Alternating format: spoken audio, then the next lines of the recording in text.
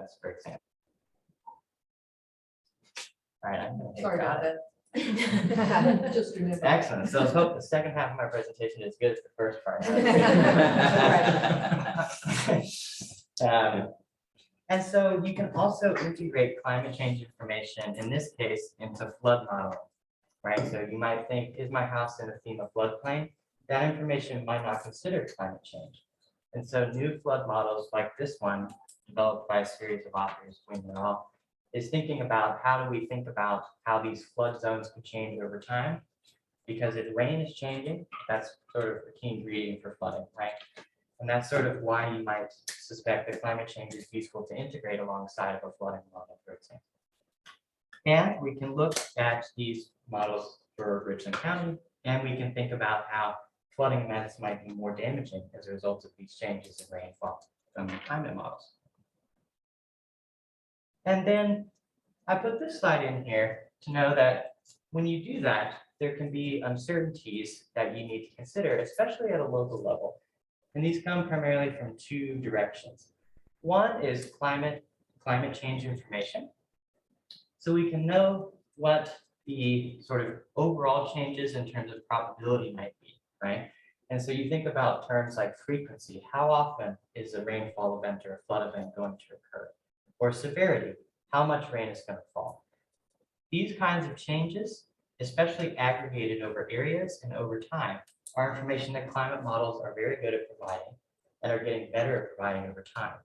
You can look at climate models that were accurate in the 1970s with a more limited selection of variables like temperature, and that's highly impressive, right? A climate model from the 1970s would have been accurately predicting global temperature for today. But precipitation is a variable that has increased in sort of its accuracy over time, but it's still not perfect. And in particular, it might not always answer the question that we're most interested in. Say the 2015 event, which many of you may have remembered. This photo on the left, I took from nearby my house, actually, is that event.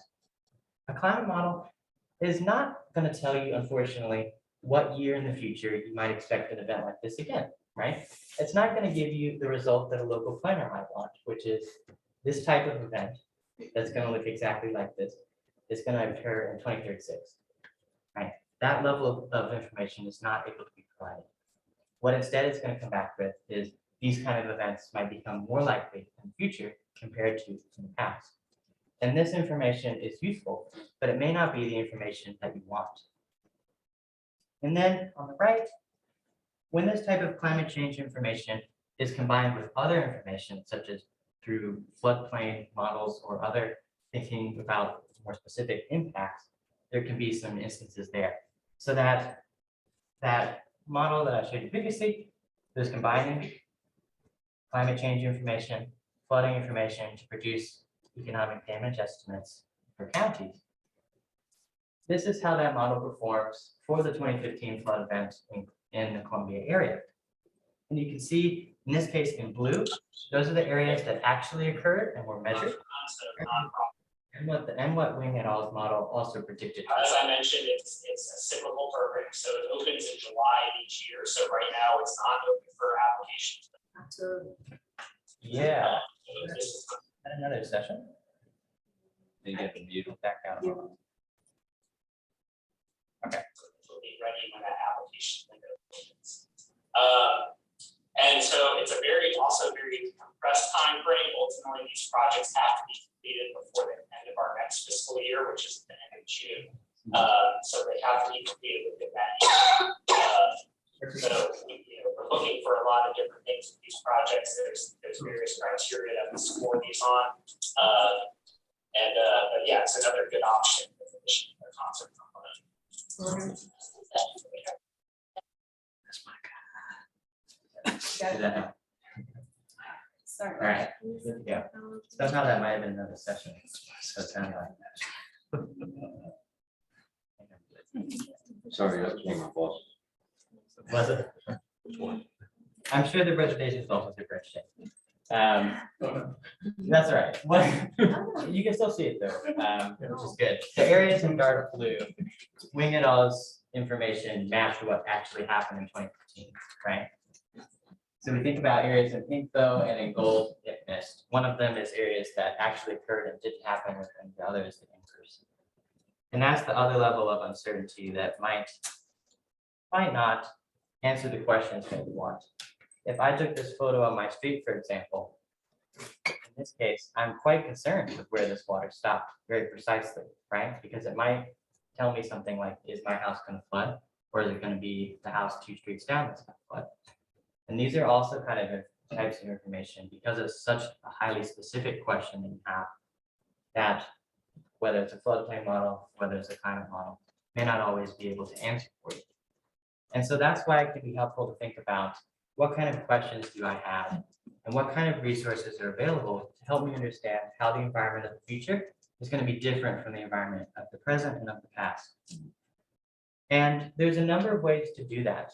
And I put this slide in here, and I'd love to talk more about some of the work that Guillermo and I were doing, for example, in our conversations, so you can see that too. But I put this slide in here to know that climate change information can sometimes appear very scary, right? You know, you think, oh, I don't know how to read a global report written by hundreds of scientists. But the good news is that there's different levels of information that can help you understand what might happen in the future and what's predicted to happen in the future.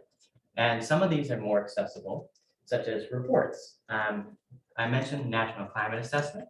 You can look up a chapter for the Southeast that will tell you in plain language what the changes are predicted to be, how much, when, these kind of things. And again, they might be in terms of ranges. So they might talk about the mid-century, and you might be interested in 2036, right? So you might have to make a little bit of adjustments. But by and large, these reports are highly accessible.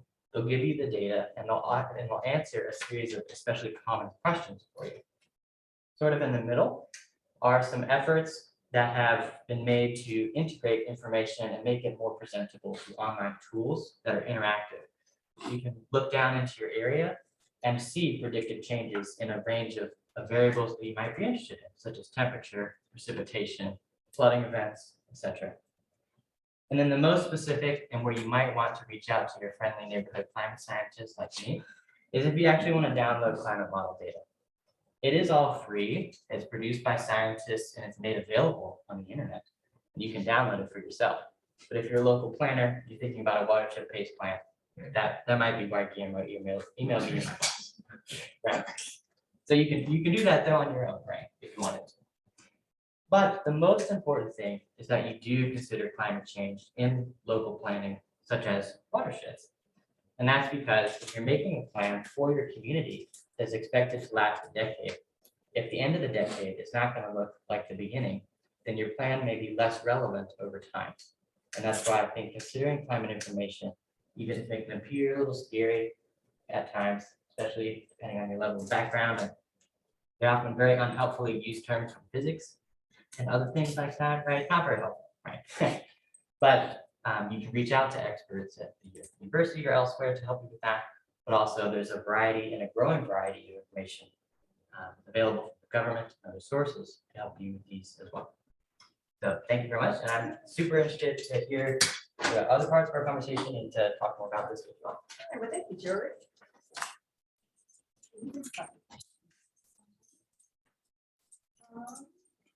So next we have Ms. Jessica Artz. She is the mapping specialist with the South Carolina Department of Natural Resources.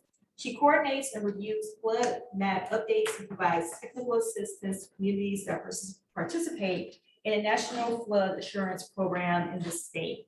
Additionally, Jessica manages the Flood Mitigation Assistance Grant. She has been with DNR since June of 2015. Before that, she worked in the Flood Mitigation Program for the state of Texas. Jessica received her Master's of Earth and Environmental Resource Management from the University of South Carolina and her Bachelor's in Geography from Texas State University. So, are you going to say it or are you coming? I'm gonna go there. All right.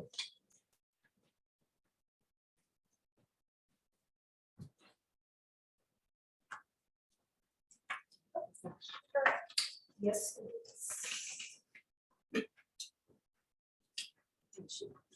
All right. Good afternoon, everybody. I'm just gonna kind of stand over here. So I'm gonna talk more about the state level and what we're doing to address flood mitigation from a state perspective. So just a little bit about our program. Let's see. I'm not clicking in the right spot. All right, I'll just. So a lot of people don't know that the South Carolina Flood Mitigation Program is housed within DNR, but we are the National Flood Insurance Program Coordinating Agency. So every state in the US has to have a coordinating agency, and our main role is to provide technical assistance to communities that participate in that program, which I'll talk a little bit more about what that means in a second. We currently have 238 communities that participate in the program, so that's a lot of technical assistance that we provide. And South Carolina has over 200,000 flood insurance policies in the state, which is 6th in the nation, which is pretty big for such a small state with low population. We are also the cooperating technical partner for FEMA, so we create the flood maps, the FEMA flood maps that maybe most of you have seen perhaps. Those are the flood insurance rate maps, and I'll talk a little bit more about those in a second as well. And as well as some other flood products that we create. And the entire state is currently mapped. And we try to update those maps as much as possible, although we're probably slower than a lot of people would like us to be. We also manage the Flood Mitigation Assistance Grant. So this is a FEMA grant that is meant for people that have flood insurance policies and have had experienced repetitive flood losses. So we currently manage over $4.5 million in projects. And those projects usually consist of acquisitions, elevations, demo rebuilds, as well as larger flood mitigation projects and some planning projects.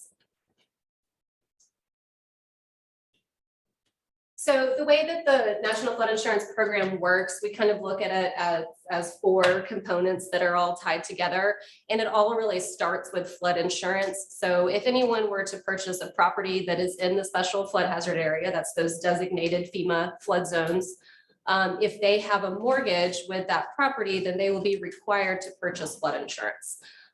In order to purchase that flood insurance, though, they have to be in a community that participates in the National Flood Insurance Program.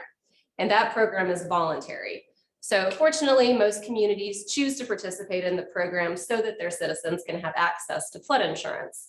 And when they participate in the program, what that means is they are required to adopt minimum floodplain regulations. Those are federal regulations that they have to adopt. And those regulations are meant for them to regulate development within those flood hazard areas.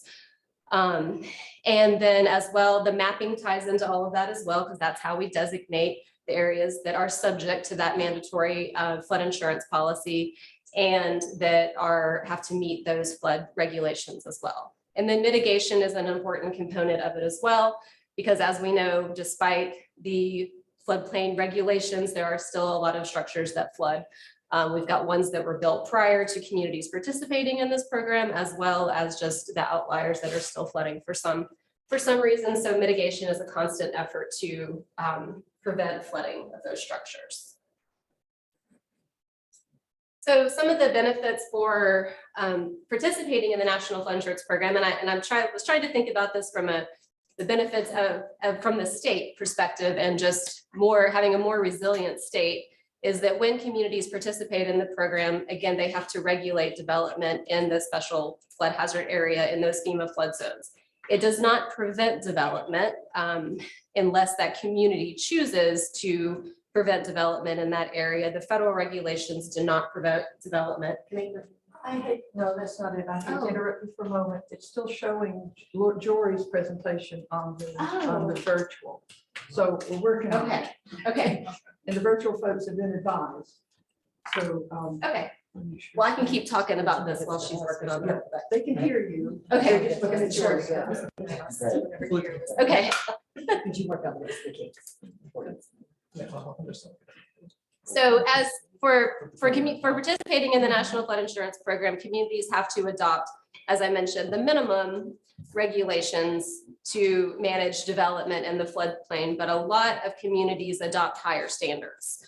And so one of the minimum regulations is that, are we good? I think so. Okay. One of the minimum regulations is that structures have to be elevated to what that depth of the water is modeled to be during a 1% chance event or a 100-year event. So they have to elevate, but a lot of communities go above and beyond that minimum elevation and they adopt what's called a freeboard. So that could be 1 foot above, 2 foot above. I think we have as high as 4 feet above from one community in South Carolina. So that freeboard is a way to provide some extra protection. It would account for sea level rise in Charleston or help with that. It could help with a bigger than 100-year event, which we have seen in recent years. So that freeboard is an additional way to help protect those structures from flooding. There's also requirements to protect critical infrastructure. They cannot build within a 100-year flood zone. They're supposed to be in what's called 500-year, 0.2% chance. So that helps to protect our drinking water, our sewage, electrical, all of that stuff that we know is so important when we have a major disaster to keep that stuff up and running. And we know when it's damaged, it costs millions of dollars to fix it. And then in general, the regulations just minimize damage to property. The whole idea is to reduce the amount of flood insurance claims on these structures. And so there's a lot of regulations, very specific ways that the structure has to be built to try to prevent damage during a flood event. And then greater understanding of flood risk. Every community, when they participate in the program, they have to adopt the flood insurance rate maps. And then we also started creating some flood risk products that I'll show you in a second. So this is what a flood insurance rate map looks like. So this is meant to be an insurance document. This is an insurance-driven program. So this document is meant to show, are you in or out of the special flood hazard area? Is insurance required or the regulations required?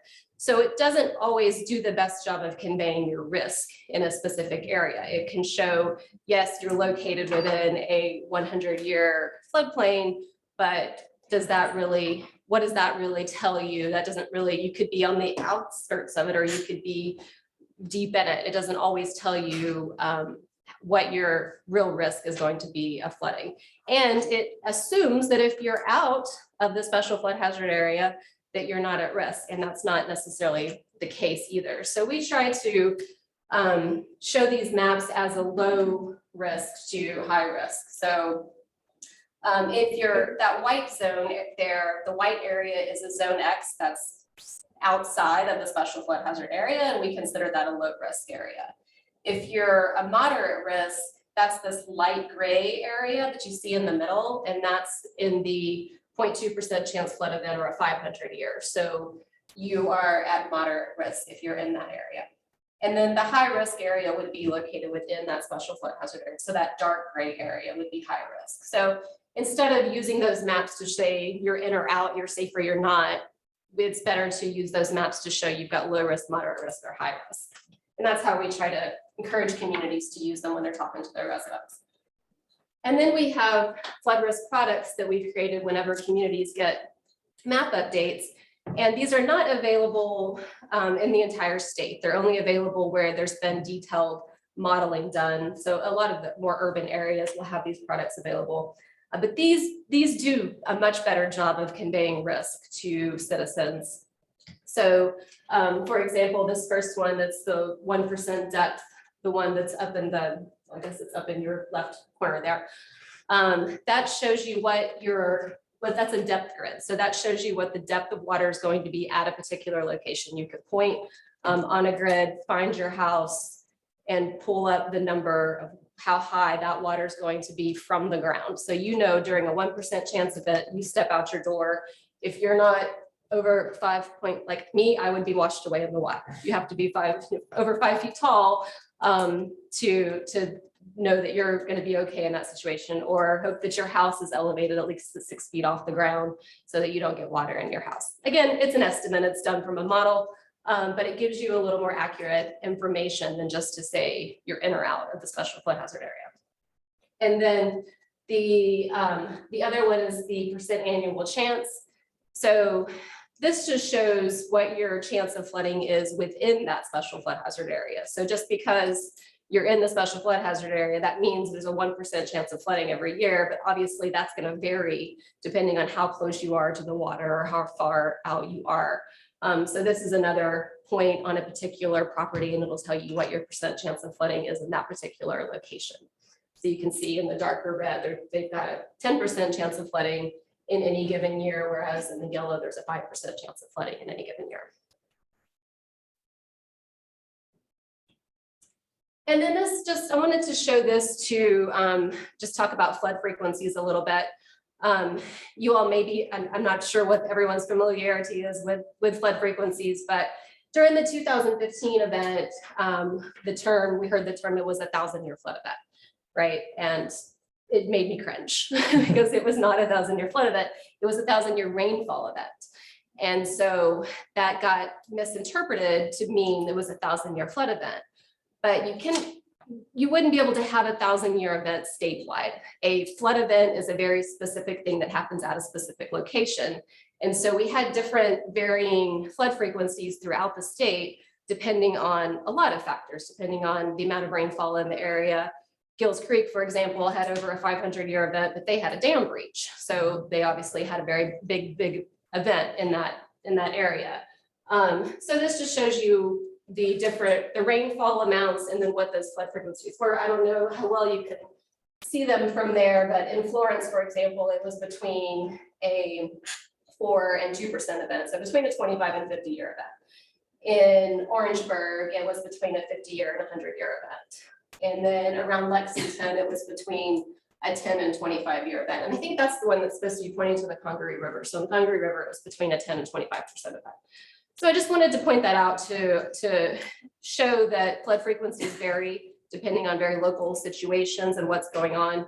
And also that most of the state might not have experienced a 100-year event. And so knowing that it could be a lot worse than it was, and that it could easily happen again, as we did see in subsequent years. So that's all that I have for now. So I guess we will wait for questions later. Thank you, Jessica. I think I now know how this works. Okay. So our next presenter is Guillermo Espinosa. So again, he gave great information. I'm sharing it all. Born and raised in Puerto Rico, is a principal environmental planner for Central Midlands Council of Governments, or what we normally call the COG. He utilizes his background in regional planning, environmental science, spatial analysis, and photography to support the COG's various planning activities and programs.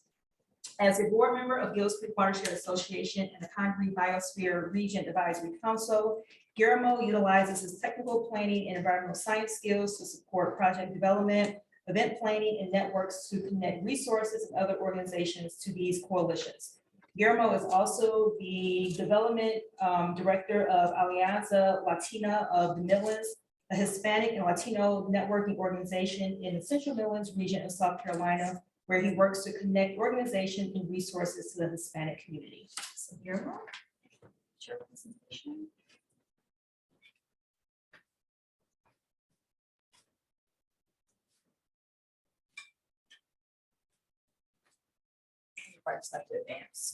Works for me.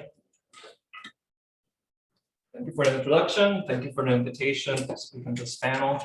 As you can maybe surmise from the introduction, I'm kind of like the middle child here. I'm kind of bringing all these different geographic skills together. So I'm a regional planner. That's my game.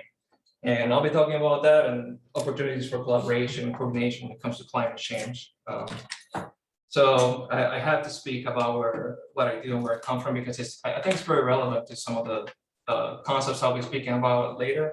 I work in a regional planning agency, Central Midlands Council of Governments, and usually councils of governments tend to be the designated planning agency or program manager for many public programs. And you can see on the screen that covers topics such as water quality, hazard mitigation, workforce development, even the senior population. We provide services to them. I'm kind of working behind the scenes to cover all these things, but we're not, I said behind the scenes for a reason. We're not like trying to do this by ourselves, really. What we're trying to do is find the people, organizations, agencies that are doing this on the ground, like some of the members of the panel here, we are not telling them what to do. We're trying to see how we can establish this neutral forum that we can use to establish common speaking vocabulary and work on projects together, pretty much. And that kind of approach of regional planning and coordination applies to all different kinds of topics like you see on the screen. It covers all kinds of federal programs like DOT, CDBG, FEMA, and I will stop saying acronyms here. But sometimes we put our hands in other buckets that are not necessarily tied to a federal program, but we see as a problem. Like lately, we've been getting into food insecurity, and that also has something of a climate change component, right?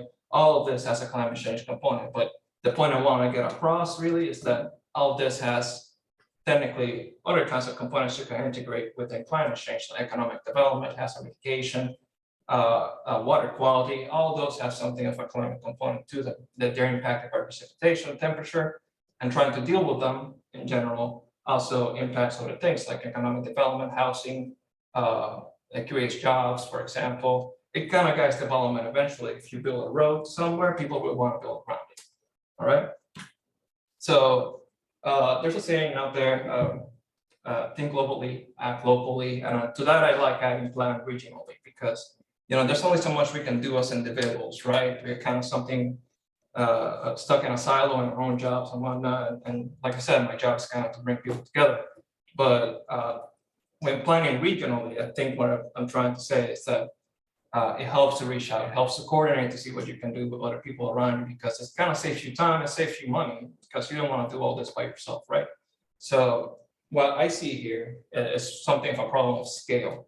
So, we have climate change as a global phenomenon, right? But, thinking and talking about other panelists that we have here today, we're also considering climate change from a southeastern state perspective, right? We can regionalize in that sense, and region is at least how I see it, it's nothing more as big of an area that we can fit a problem while still having control of it somewhat, right? I work in a 4-county region. That's kind of what I can manage, but Jessica works in a whole state region. I know how she can manage that. So when it comes to what I do specifically, there's other ways of cutting that pie, right? You have one piece of pie, you can cut it in half and keep all half to yourself. You can cut it in 8s. And in the case of some of the maps that you see in here on the screen, you get the upper left, that's the whole state. We have the 4-county region I'm working. And when you look at down the 4-county region, something I work with is water quality, wastewater management.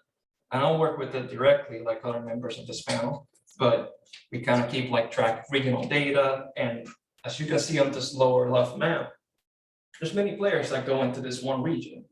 They're public or private wastewater treatment service providers. And sometimes trying to coordinate all that it's not easy for just one organization to do it. It helps to provide a neutral forum. So, nobody's just trying to fight over the table stuff, if that makes sense.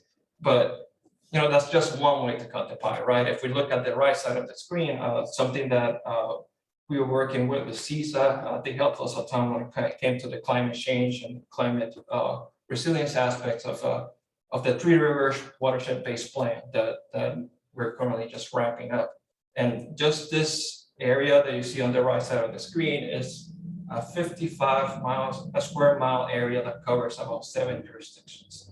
And again, you're only one person, what can you do with that? But it helps to coordinate all that and try to visualize it into one single kind of concept. So, a single aggregate so people don't get confused and try to coordinate using the same kind of language, if that makes sense. And so something that it's something of an issue when it comes to dealing with climate change is that it's hard to get data down to a local level, like Jory was mentioning, right? And again, it's a problem of scale, but it's also a problem that's happening now and will happen in the future, right? And it has to be dealt with from the local scale out as high as we can get it, right? So in that sense, on the screen, you see another one of our products is a Central Midlands Hazard Mitigation Plan.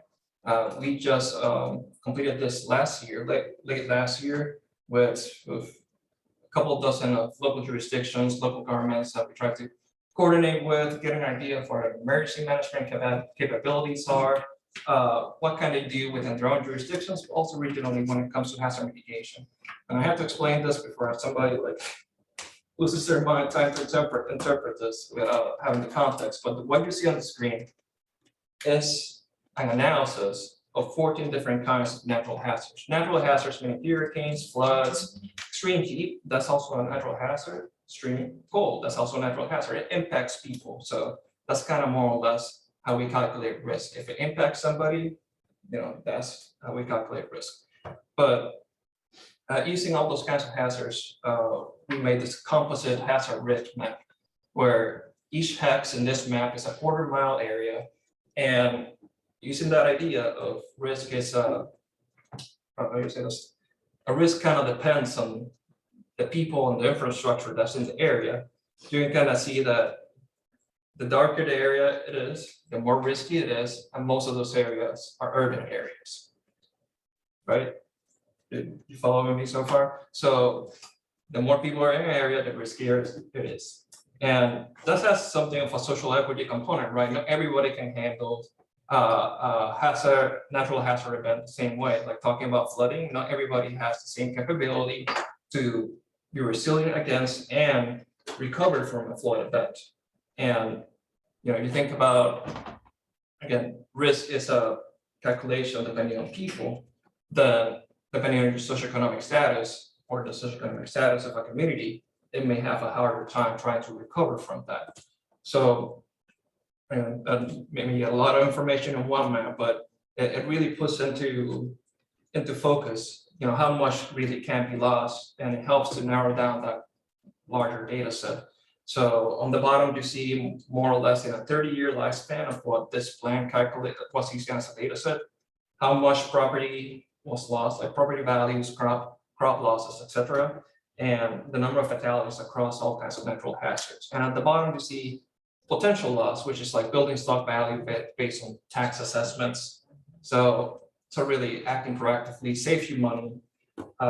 According to a 2019 report called Mitigation Saves, every $1 spent on a federal mitigation grant program has a return of $6 in general. And depending on the kind of activity you do, that can go even higher. If I recall, building codes, adopting updated building codes, it's like $11 per $1 invest. So you can save a lot of money if you reach out and you try to be creative in the way you implement these things. Because just to wrap up, I won't read through all this, but kind of summarizing some issues and potential challenges in this slide is that sometimes it helps to think creatively as to how you approach certain projects, because they have certain co-benefits that just because you're addressing flooding through stormwater management, you're also technically addressing economic development by investing into an area, you're creating jobs, you're addressing more than one thing. So sometimes thinking a little bit bigger in the scale that you're currently working at can also be beneficial in grant applications, for example, or making something more competitive. By addressing an area that has less resilience socioeconomically, you can also possibly be more competitive and get more funding sources when it comes to implementing some projects.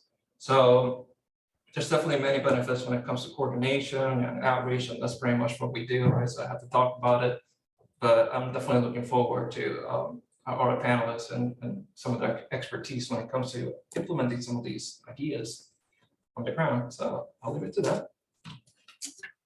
I'll take it. Thank you, Guillermo.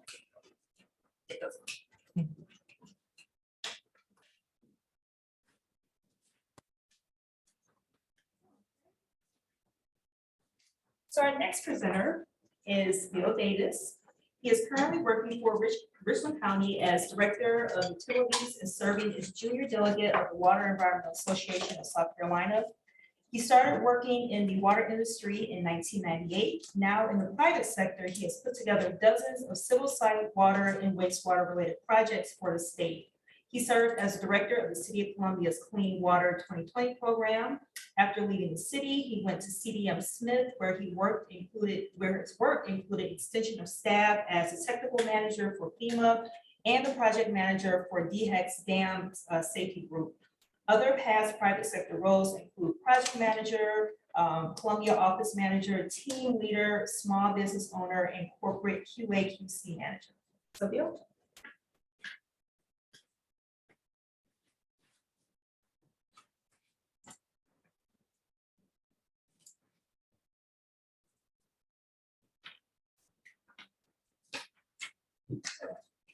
Well, thank you so much for having me today. I'm gonna try to liven it up a little bit here. I know Guillermo asked me if I had an espresso or a Red Bull. And I said, no, that wasn't me. I have to quit drinking coffee at about 11.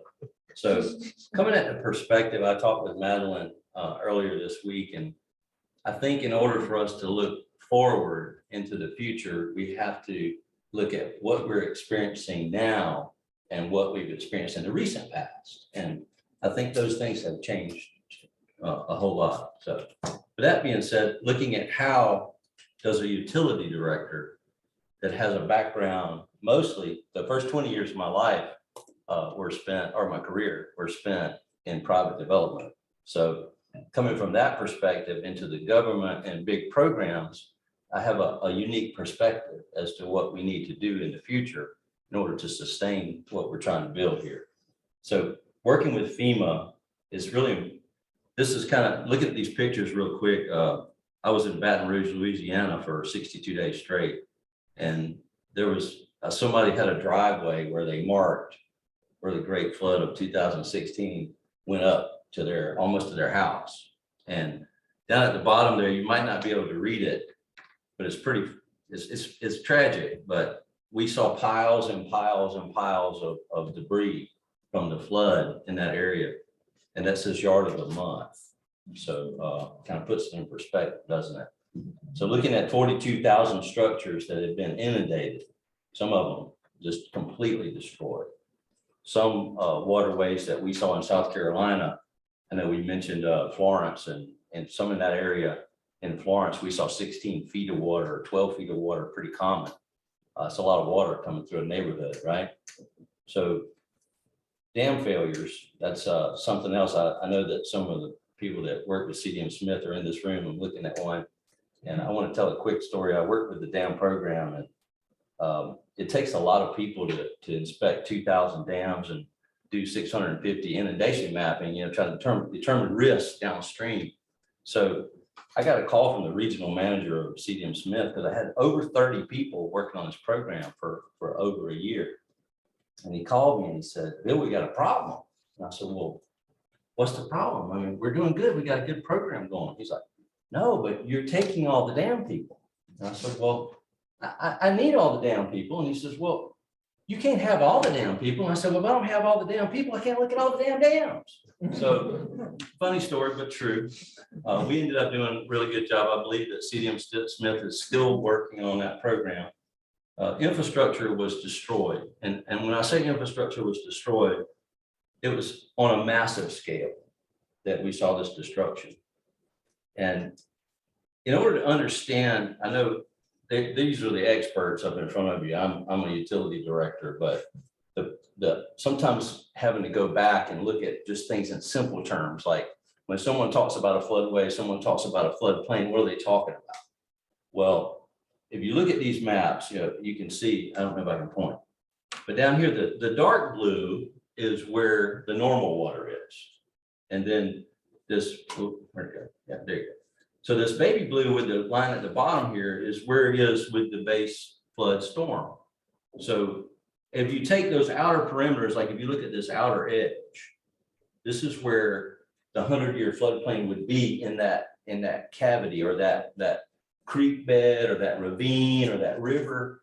And if you took the outer perimeter and you squeezed it together, all the same amount of water has to come through from that base storm, right? So putting it in simple terms, you squeeze it together, it's going to rise up in the middle because the water's still got to come through. So if you're raising it about a foot, that inside line, which is shown right here, is going to be your floodway. So from the floodway out to the outer perimeter is called the fringe. And the fringe is where developers are going to come in, as you see this picture over to the other side, where you see the bulldozers filling land, building structures, building roads, building houses, building new neighborhoods. That's where that's going to occur. So that kind of defines what we're looking at. Now, here's the problem. You got wastewater infrastructure. I would ask for a show of hands, but they wouldn't be able to see it on the screen anyway, but you see a lot of pump stations and wastewater treatment plants in the floodplain. Why? Because, well, crap flows downhill, right? Everything's going down. So that makes it easier. So gravity's free, right? So force mains, pump stations, pressure pipes are not free. They increase our carbon footprint and they increase the level of complexity for our staff. So why do developers do everything with multiple force mains, multiple pump stations? They're going to take the path of least resistance, just like the water in these floods. Why are they going to go on the highway right away? Why are they going to go to a pump station for every little neighborhood? You know why? Because they don't have to worry about getting the easements.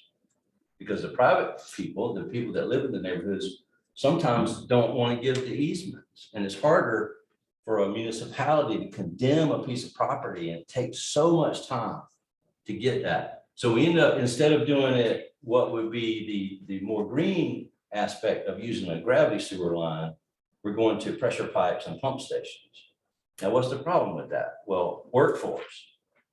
About 10% of my staff at Richland County, every single week, they have to go to a pump station. They have to pull the pump out. And this is some of my staff right here in the picture from this week, by the way. These are current pictures. And so we have things that come down the pipe, these wipes, okay?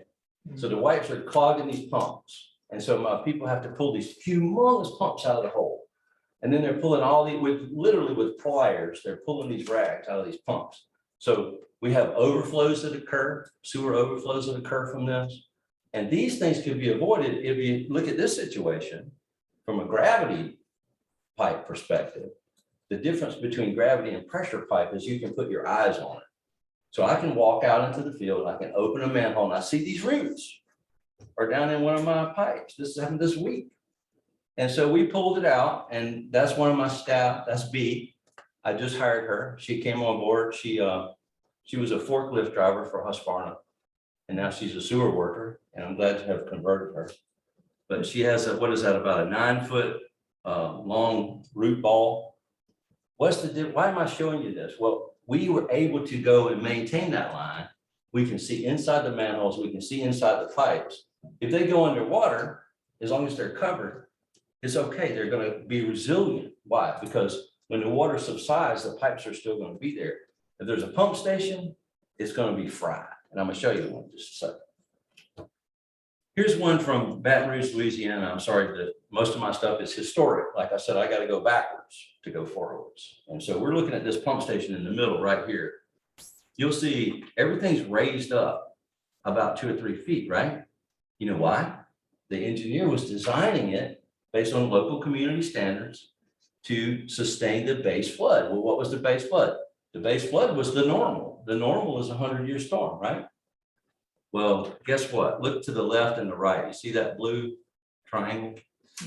We were about 18 inches above what they thought we were going to get, because that storm was about 30 inches over the course of that. I don't know what the real storm event, Jessica's going to get technical with me, but I don't know what the real storm event was, but it was 31 inches over the weekend. That's a lot of rain. So the difference between 2 feet could, in our case, you know, it's only a foot or 2 difference between the 100. It's not a tried rule. It depends on every location, but typically 1 or 2 feet of difference between the 100 and the 500-year storm. So by adding a couple of feet, you're decreasing your chance of loss in that area. We need to design for the new normal. And I want to do a quick picture. This is actually Hurricane Joaquin coming over. And I didn't know if it was going to work or not, but the graphic actually is working. And that is Jessica in the top left corner. And she and I were working together for FEMA down on Timberlane when I was with CDM Smith in Tall Pines area. And that's me on the bottom with all the structures that went into the woods. And it was pretty crazy to see that kind of water. And it really is life-changing when you see all of that damage and all that destruction, and you think, are we going to continue to rebuild? I think one of the biggest things we can do as municipal people, as activists, as people that are concerned citizens, we can think about what are the things that we can do to mitigate future damage.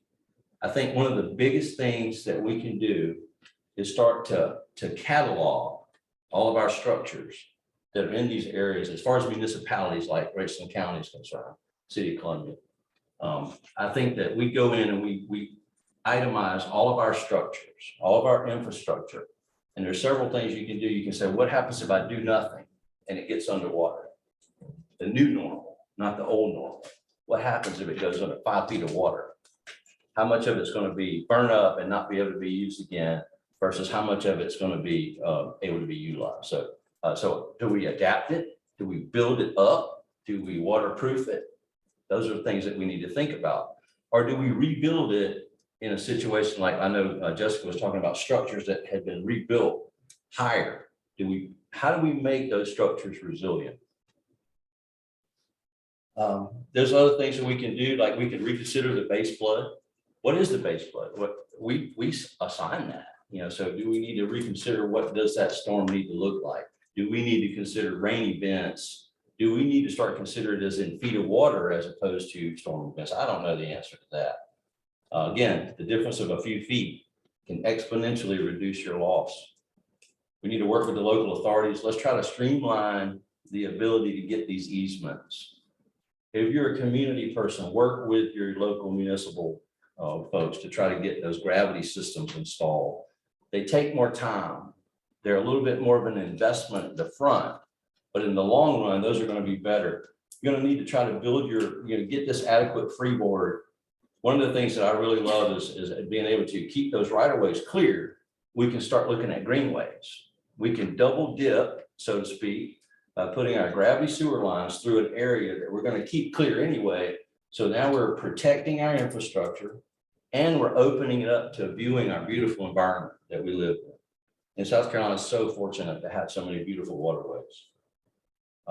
Regionalize these facilities. I think where I stand right now is regarding a bunch of little tiny pump stations and a bunch of little tiny infrastructure. I think we need to think of the larger infrastructure and the fact that we're reducing our carbon footprint by having one localized facility, one localized wastewater treatment facility, and we reduce the workforce that's required. Because right now I'm driving, my people are driving all over the county trying to get to all these little pump stations. Whereas if we could eliminate, we are doing that. Richland County is very forward thinking. We're eliminating some of our pump stations and putting gravity sewer lines in. It's an investment because these assets are already occupied. We're investing in the money with funding. We're trying to get things going so that we can eliminate as many pump stations as we can. Lastly, I did meet a really interesting gentleman that worked Hurricane Sandy. He was from Oklahoma. He was from FEMA when I was with CDM Smith. And I met him out in the field. We were right down off Bluff Road. And he always chewed a cigar. He was a big fellow and chewed a cigar. And he's out there talking, chewing a cigar. And he said something I'll never forget. He said, elevation is your salvation from inundation. And that's what I'll leave you with till we get back to the panel. Thanks again for having me.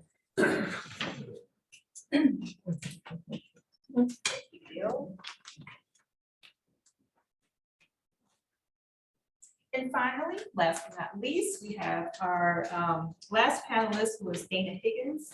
She is a PE who was Director of Engineering for the City of Columbia in July of 2017. She has served as the city engineer for the City of Columbia since September 2010. She has worked in all facets of water resources and environmental engineering since she started her career in 1995. She has also developed relationships with the state and federal agencies to apply for and secure funding for various projects throughout the city, such as the Vista Greenway, the North Main streetscaping, and the Main Street streetscaping, to name a few.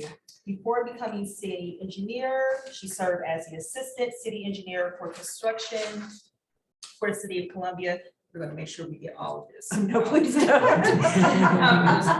Managing the construction management staff and overseeing the development and construction of projects within the city limits. Prior to her work with the city, Dana worked for Site Development Engineering as the principal engineer in charge. She is a registered PE in the state of South Carolina and a leadership in energy and environmental design or LEED. She earned her Bachelor of Science in Civil Engineering and her Master of Science in Engineering from the University of South Carolina. So Thank you. I dropped off some. Thank goodness.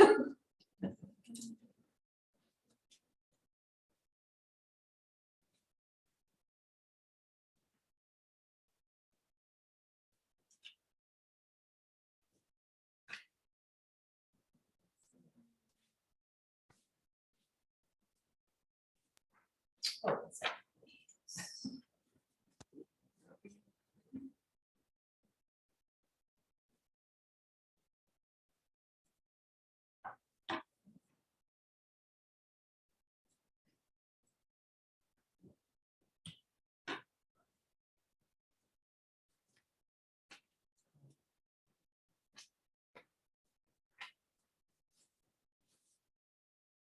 Oh, one second.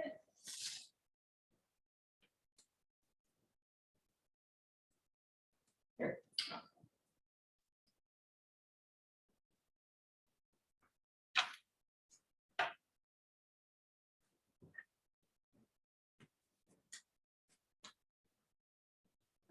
Yeah, you got it.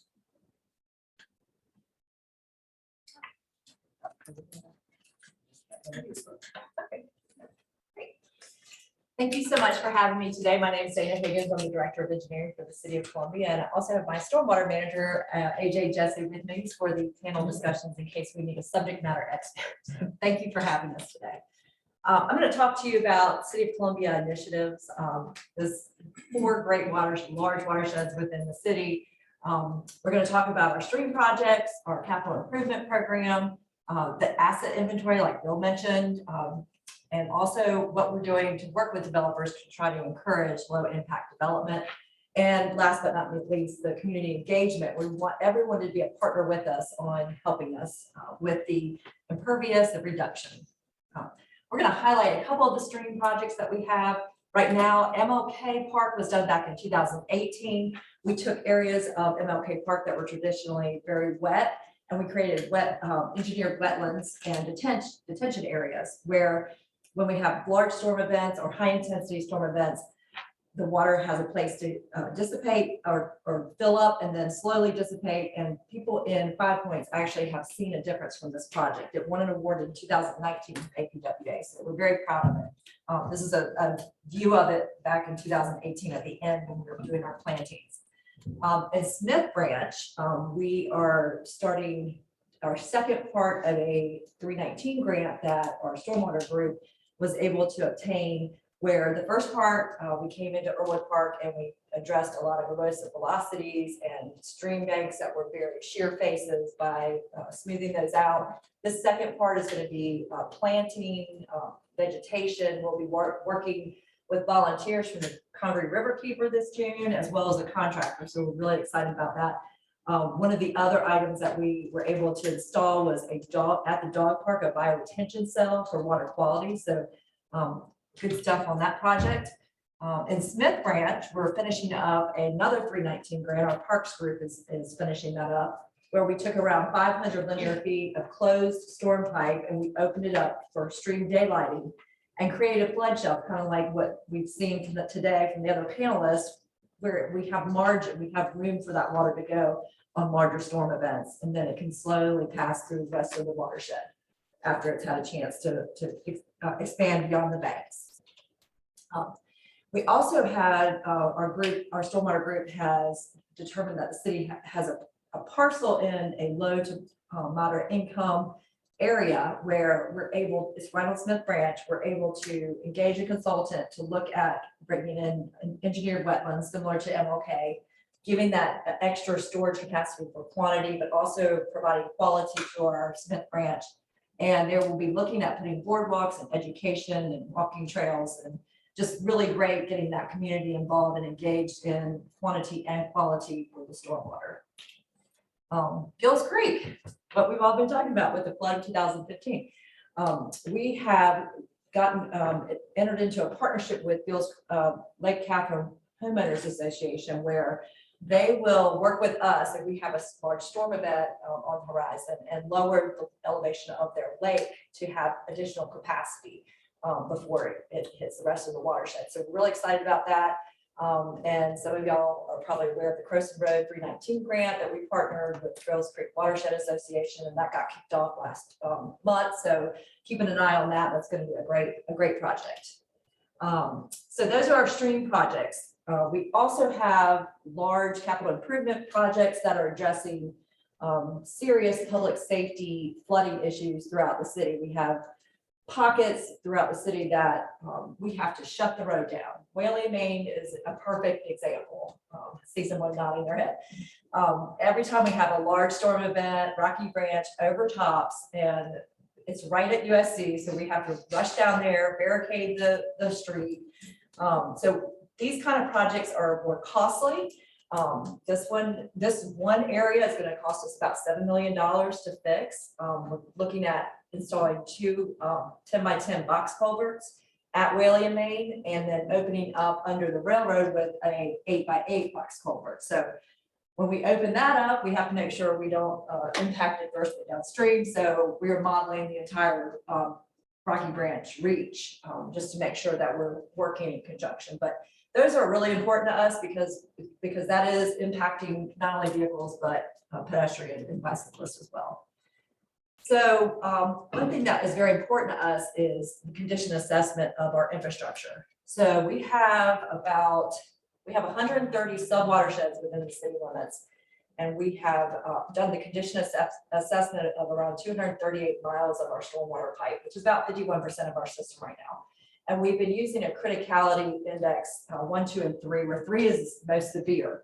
If we find something that needs to be addressed, we upload the data, but we also get it over to Streets, who is our group at the city under Public Works actually does the maintenance for us. So just systematically going through, and we are looking at DOT and city streets, just comprehensively looking at our system. So definitely that's a big effort for us. Developers. So as Bill mentioned, a lot of developers want to come right up to the stream banks. We worked several years ago to instill a 50-foot stream buffer. So if we have a known water in the US, we require a 50-foot buffer. But we also have special protection area in Gills Creek where we're able to work with developers in increasing incentives to have more quantity and quality control when they're doing their development. If it's a redevelopment, there's even more increase in their incentives. And we are actually looking at expanding that within the city limits further, not just the Gills Creek watershed. And then of course, trying to develop more low impact development techniques and encourage that within our city engineers. My last item, I'm flying through this because I know it's running out of time, is our community engagement. So we're really excited about that. We have a great team. We get together and partner with our region and with our regional partners. We have a rain barrel sale where we discount the rain barrels twice a year. We have been partnering with Sustainable Midlands and Sustainable Yard Practices. You probably saw the information on the table when you came in. That's Sunday, 11 yards talking about sustainable practices in the yard. We help participate and coordinate stream cleanups on the different watersheds and streams. A big initiative with Richland County we're working on is planting 80 bald cypress trees. I brought my statistics. I couldn't believe it. This was from the USDA Forest Service. For every one bald cypress tree, there is 60 gallons of water runoff avoided and 443 gallons of rainfalls intercepted, which I thought was incredible. So we're really excited about that partnership. And my last point is our low impact development, community outreach. We have a project over at Benedict area that we are installing bio retention cells, but we're also engaging with their senior design class at Benedict and having those students come out and learn these low impact development design techniques, expanding our project area so that when they come out, we want to see them working in that towards that effort when they start doing design in the private sector. So that's it. Thank you. So if you thought that was exciting, hearing everything that they're doing, I think this next part is going to be even better because they have the opportunity to engage one another in some conversation about all of these topics. So the question that I want to pose, just kind of taking notes from what was being said, we're 7 years out from the big event that we had here. And so the question I pose for everyone on the panel is that what are some of the mitigation challenges we're seeing? There's been a lot of conversation about projects that have taken place, such as what Dana has talked about with the city. We're realizing that there's this large scale or this massive scale that we have to think about, whether it's on the local, regional, state. So what are some of the challenges that we are seeing? And then kind of thinking about that from a perspective of where does the science and where does the projections come in? And then Dana made a good point of thinking about the equity part of it. So are we thinking about communities or the communities that could be severely impacted? And so I open that up to anyone on the panel to get us started. And everyone else keep on. Well, I can speak to that a little bit from the grant side, managing a mitigation grant. One of the biggest challenges that we've seen is just capacity or a lack of capacity for local governments to be able to go through the grant process. It's a huge process to apply. It's a huge process to manage. They have to come up with a 25% match. Sometimes they just can't come up with that match. So it's not lack of funds. There's a lot of different funds available right now for mitigation projects. It's just being able to access those and manage those has been really challenging, especially in areas, it brings up the sort of equity point as well, especially in the lower income, more rural communities, like almost the entire PD region who has experienced flooding, major flooding for 3 years in a row and has a hard time accessing some of these grants. So that's one of the big challenges we've seen.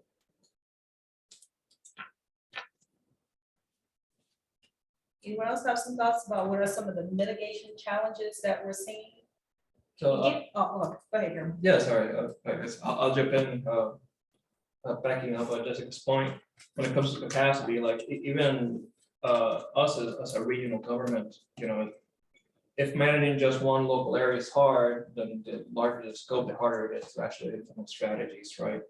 And I think it's been difficult, at least from a regional standpoint, to sell the idea of resilience being something that you have to act proactively with. Because at least when it comes to the mitigation projects that we see through this region, we see a lot of buying things after a disaster strikes.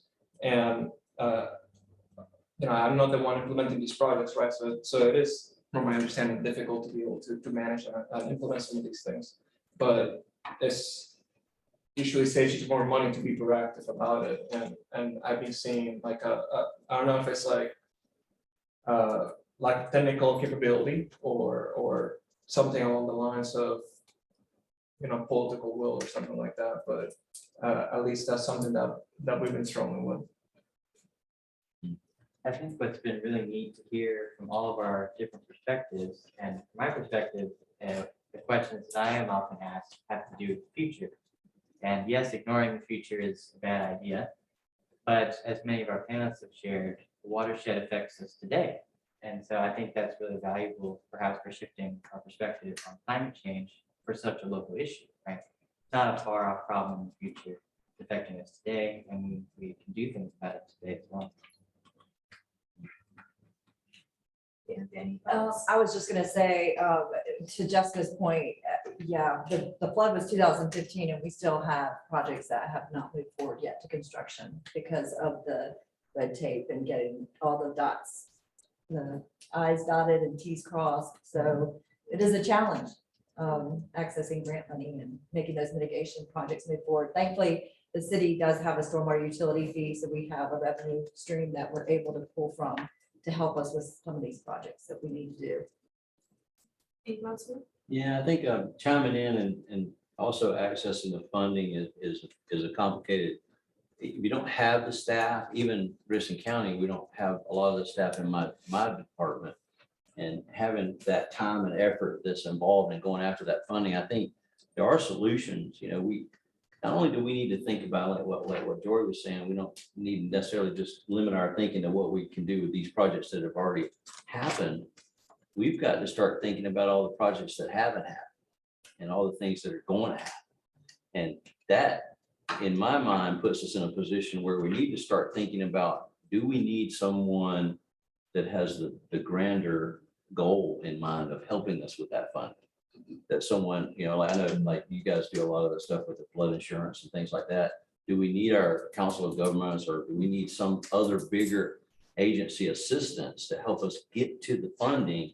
And don't let the paperwork be so big and so cumbersome that it kills the project. Like you said, 7 years ago, we're still working, the county's still doing it too. I mean, we're still working on projects that we're trying to accommodate from 7 years ago, and we still haven't got through it. So we've got to get faster and streamline that paperwork. Any thoughts about, Jessica, maybe as it relates to policy, kind of to the last part that Bill was mentioning, where that kind of comes into play, how we're trying to play catch up potentially? Well, I think a lot of the red tape comes from FEMA personally. I'm not trying to say anything bad about FEMA, but they need to work better. The federal government needs to work better to start streamlining the process and get access to funds faster. Because in several situations I've seen where that's where the holdup is. Communities are willing and ready. And if they've gone through the grant application process, you know, they've done a lot of the work, and a lot of times it takes so long for the funds to get awarded that now their budgets aren't even good anymore because prices have increased so much, and then they have to go back and ask for more money, and it delays things, and it's just this vicious cycle of things just are not moving fast enough to, yeah. Can I take a moment to just chime in on top of that? Not just FEMA, but I'm not going to throw any names, but we're going to talk about some local funding agencies, and I don't want to hurt anybody's feelings. But I was basically told that, you know, we have a process, even though we're getting all this federal money, you still have to follow the same guidelines, the same way, the same process, the same red tape.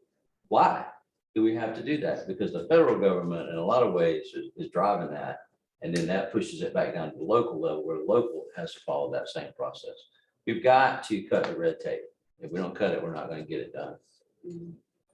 We got all this money and we can't spend it.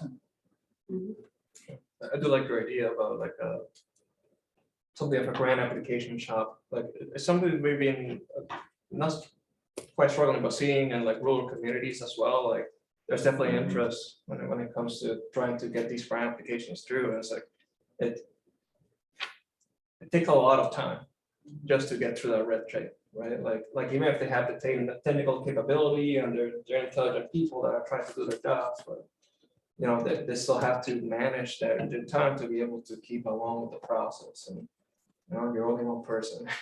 Well, how many times have you seen someone with multiple titles that works for a small town? Well, they're the floodplain manager and the utility director and the wastewater treatment plant operator. And, you know, They also do some marks on the side.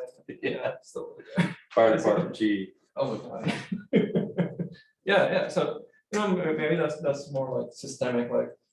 You know, more people need to be invested in the public service and sector so they can understand how what goes into maintaining and building these systems, right? Like it's easy to complain when something doesn't work, but when you see how much it took to get it to work in the first place, then you understand that it's not, you know, it's not an easy solution. So yeah, maybe it's an education aspect too. Like even with climate change, I think it's also and resilience. I think it's an education aspect because. Something that I've seen a little when it comes to like floodplain management is that you get really successful communities that just know how to manage their floodplain, and they get their insurance rates, coverage is up, but it's not celebrated. You know, it's like they got their insurance coverage, and they don't get the disasters that make the news, and they're good. That's it. You know, maybe we should be celebrating some of those successes, but I don't know if that's a negative bias, right? Like. People pay attention to the negative things, and when something positive happens, it's like, okay, they're doing good. Let's just forget about them, right? So, well, I don't know if we really. I know that the term resiliency has come up several times, and I wrote this down because a company that does engineering called Hayes and Sawyer said this best. You know, the definition that they have for resiliency, it fits all of our our criteria. It fits all of our, the infrastructure, the buildings, the stormwater. That definition is the best one I've ever heard was the resiliency means the ability to maintain function and return to the original state after being disturbed with such as a flood. That's a really good definition. So what are we doing, like these open pipes that you talked about? Those are fantastic because it opens up and then it closes back and it's resilient. So I think it's really good. Yeah. I mean, I'm all for resilience, and I think that's probably what will carry us through climate change, if anything, because it's, I guess going back to my presentation, we can manage stormwater and just focus on stormwater, but it also has some other benefits. And if you see how, dealing with transportation in a certain way also impacts stormwater because it's technically, the impervious river that water runoff goes off on. It also has impacts on what you do on stormwater management, if that makes sense. So, thinking a little bit more broadly and trying to address those long-standing equity gaps that might impact some of the things that you might not think they impact could also be beneficial. I think. Well, a question that I have is, I kind of led off talking about us with the 2015 event, but one question is, what can we do to address other issues that are leading to flooding? And so that was based off of storm event, but that isn't the only reason why this area, as well as places across the state, have flooding issues. And so what do you think is contributing to those problems? And so more so thinking about man-made or natural debris or things of that nature that can actually contribute to the flooding events that we see. Can I Sure can. flip over my negative bias that I just mentioned and just make a point to Dana's presentation saying that you do protect stream buffers, right? And also with Bill's presentation, like if you don't protect what's already doing the job for you, you're gonna pay for it. So I think celebrating that and saying like, hey, this actually benefited us in the long run, like planting ball cypress trees because they just suck up all the water on the ground. Like it's something small, but it has a long-term impact. That's resiliency. A tree is resilient because it helps the area around it. Like the stream buffer is resilient because it's just doing its job and absorbing all the water. So maybe that's a backwards way of answering that question to her. They just took what I was gonna say. But But no, that's a great point, and that's one of the reasons of why we work to try to protect the riparian buffers, I believe is what Warren Higginson told me the name of it is. Just trying to keep those areas intact and let them do their job and let the water have the margin to expand where they're supposed to and not flood downstream when they seem to collect and have issues. So yeah, just continuing to promote that, those initiatives. have thoughts about how we can prevent some of these flood issues that are occurring either naturally or through some activities that is kind of I guess, a contributor to some human activities? I mean, buyouts are a popular way to try to remove structures from the flood hazard areas. Some communities have more success than others with doing buyouts. It can be more complicated than it seems. It's a great idea in theory. Let's just buy these structures out and have these people move somewhere else, give them market value for their house and have them go somewhere else. But it can be challenging to, if, say, for example, it can be a low-income community in a low-income area, the value of their house is not very high, and can they go find something else in that community? So even though it always seems like a great idea, it can definitely get complicated from a community perspective, and some communities don't want to lose that tax base, which is also difficult. They can't exactly tell them they have to buy in their town. I mean, they could make that a condition, I suppose, but so it's a great way to protect property and to let the floodplain flood like we all want to do, but it's very challenging in many ways as well. I'd like to chime in on that. So speaking from someone who's spent a lot of time in Louisiana, I think you pretty much got to take New Orleans and get rid of it if you're going to do that. It's Yeah. basically a big swamp. It wants to be a big swamp. But I think looking at the poor community and what I saw firsthand in South Carolina and in Baton Rouge area, that greater area, was that largely in these areas is the poor, communities. And with the poor communities not having value in those homes, and also being a developer, previously, and then now having to deal with developments that are coming in, I'm hearing more and more that the cost of the initial piece of property for a new development is somewhere in the range of, say, $30,000 to $50,000 before you put a structure on it. So when you're talking about someone whose entire value is maybe less than 30,000 or maybe 50,000 at the most, then you've got to build a house on a $30,000 to $50,000 piece of property, because it costs that much money to put the roads in, the stormwater, wastewater, water. So how could we get some affordable housing, not government housing, but how can we provide affordable housing? What can we do to reduce the cost of building a new house? Those are the types of things that we're going to have to face. I think that's an interesting point also. What it brought to mind was that you buy out the property that's in the waterfront. That's where the money now it's gonna be. So you buying out a property that technically costs this much less, and then you're really increasing the value of an area because you're protecting it from future flooding. Mhm. You're making probably a new natural area where people can enjoy a little bit more than just a flooded property, right? So, I don't have the solution for this. It seems somewhat political, right? But there seems to be another side to this buyout question, Yes. because Affordability. the person getting buyout is not benefiting as much as the rest of the area is. And again, positivity bias, like, it does bring a lot of good to do that, but everybody should benefit from that equitably in a way. Mhm. And yeah, the housing question as well. I'll stop, but It's a hard it question. impacts it, right? Like, I know that there's some discussions going on in the county when it comes to that. And there's the concept of the missing middle housing. There's usually like single family housing, huge apartment complexes. When I first moved to South Carolina, I was in a quadruplex in 5 Points. I had that lot, but I had like that walkable area that I can carry around with, and I just worked in a restaurant up a couple of blocks. I didn't have to use a car. That's a big benefit.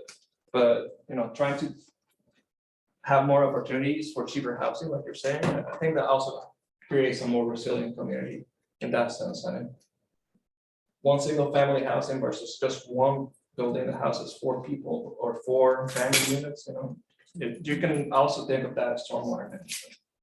And maximizing that density on each acre.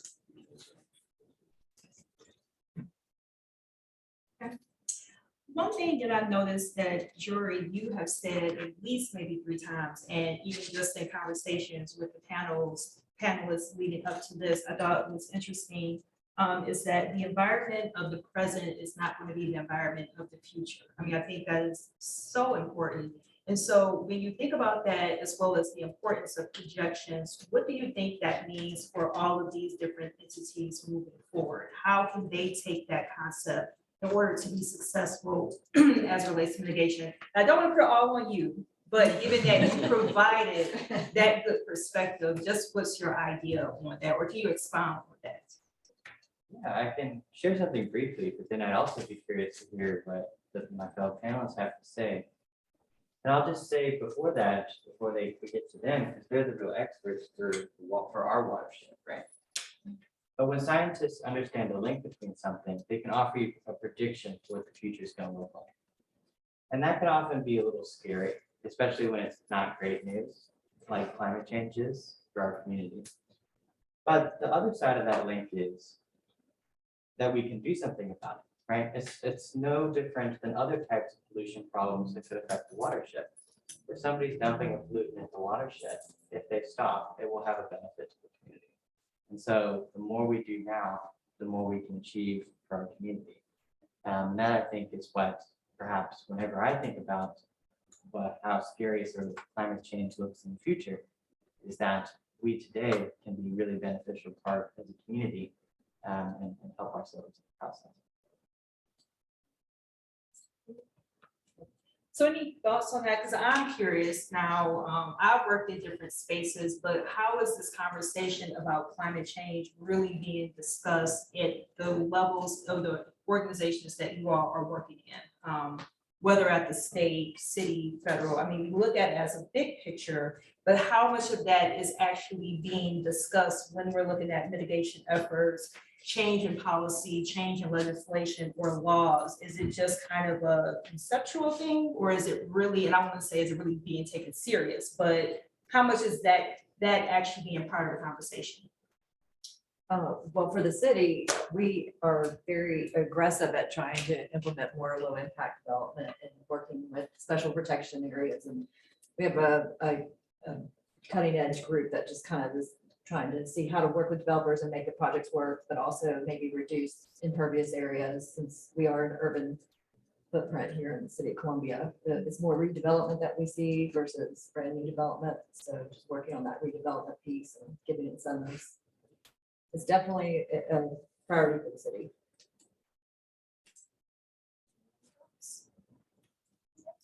I'll chime in about Richland County. I mean, we're watching our developers and making sure they're giving us, resilient designs and requiring resilient designs and minimizing pump stations and force mains where possible, and trying to, make sure that the infrastructure they're giving us is going to last. In other words, not taking the cheapest product that's available, but standardizing on something that is going to last. And that's important. Well, we have about 15 minutes left of this panel session, and we do want to open up the floors either for in-person questions or those that may come from our virtual audience. And so if there's anyone, at least in person, if you had any questions, now is the time that you can address it directly to the panel as a whole or to a panelist individually. And then also, because we have our viewing, our virtual viewing audience, we may have some that are, can they actually do it off audio as well? Yeah, I think we're supposed to be finished now, are we not? There's a I think reception. we have- It's 4:15. Yeah, so, 15. oh. There's a I thought we reception were at 4:30. 4:30. Oh, maybe not. Well, okay, do we have at least one question? I was thinking, wow. Okay, yes, sir.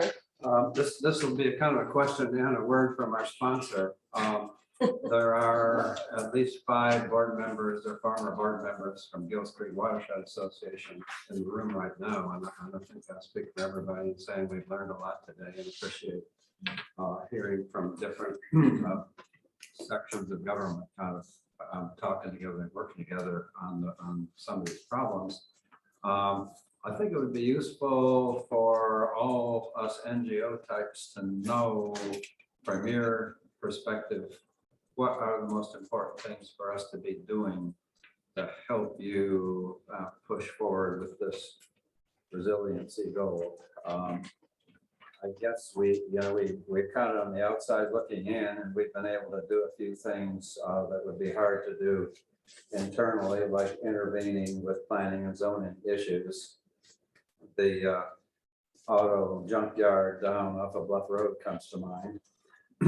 We've joined city council and suing another branch of the city to kind of get that under control. But how can we spend, how best can we spend our vast resources to help you guys kind of work toward this resiliency goal and deal with the myriad problems you've been talking about?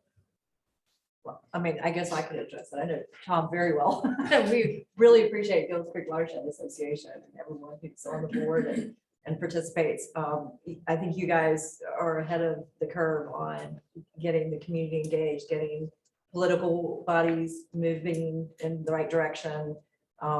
You're just like an extension of staff almost for us, alerting us of things that we need to be aware of and partnering with us on like the Croson Road. So we appreciate everything you do. And I know Warren Hankinson attends those meetings and comes back, and he really enjoys that partnership with y'all.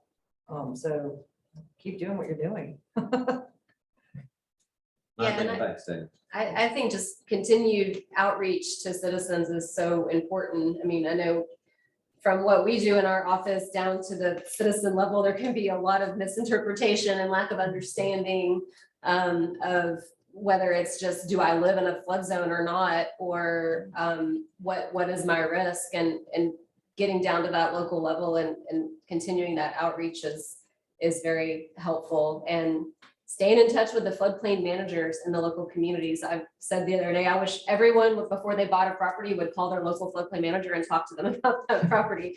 Because that's an important person that's going to know where those flood issues are. So communicating with them to help get the message out to the citizens is very helpful. I think one of the things that you do well is those creek cleanings, and to continue to do that, it provides that open waterway, you know, and that debris, getting the debris out, and making sure that the waterways are clear. Another important thing, formally being with the city of Columbia and having infrastructure in the Gills Creek area, keeping an eye out, you know, and not looking at it. I know you haven't, but I mean, some people look at it in an adversarial way when you're reporting things that are going on with the sewer system. But I, as a utility director, I would welcome that commentary about a leaky manhole, or, you know, some area where we're having problems or odor issues or other things, because those are sometimes indicators of a larger problem. And when we're not keeping our right of ways clear, let us know, you know, and making that voice so that we have the teeth as regulators to go in and make sure we keep those right of ways clear, so we don't have roots in the pipe like you saw on the 9-foot tall root ball that we pulled out, you know. So those are important things. I think from thinking about the science side, especially local NGOs can perhaps have an important role in making that information less scary. Climate scientists have been making more or less similar predictions for the past 50 years. And I think a part of the reason why nothing's been done is because many people assume that they can't understand the science if they're not scientists. And that is absolutely not correct. You can absolutely understand these things. And, you know, I think scientists now are putting more and more of their effort into making some of that information viewable online or through interactive ways, and a community actually knowing who could be most impacted by climate change. Showing this information, I think, could go a really long way in our community, and sort of helping people to understand the fact that this is what's happening. This is why it's happening. And here's, you know, this is affecting you. What would you like to do? We've had our 1,000-year storm, so we're good for another 1,000 years. If I could say one thing, outline, I suppose, but since you have been vocal about your view of the importance of nonprofits and Gills Creek Watershed Association, Chief Lux, we are very dependent for spreading that information, for doing that thing, on enlarging our membership. So if you have opportunities to let people know about the GCWA and to help us guide ourselves and then to be part of this and to do the things we're talking about, do encourage them to get in touch with us. Well, we are up on 15 minutes over. I really thought we were going to 4:45, but if we can give our panelists a round of applause for the great information. They'll be here if they have any questions. For those of you in the viewing or in the virtual audience, thank you for participating. You can also actually funnel your questions back to the organization and potentially get some answered from them and share them later. So thank you, everyone. Thank you. Thank you.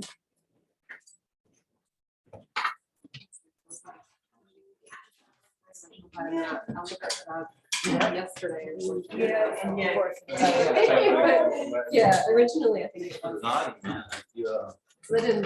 provided me with one of my 3 people Obviously, we. You're a great person to watch in the audience. So far, so good.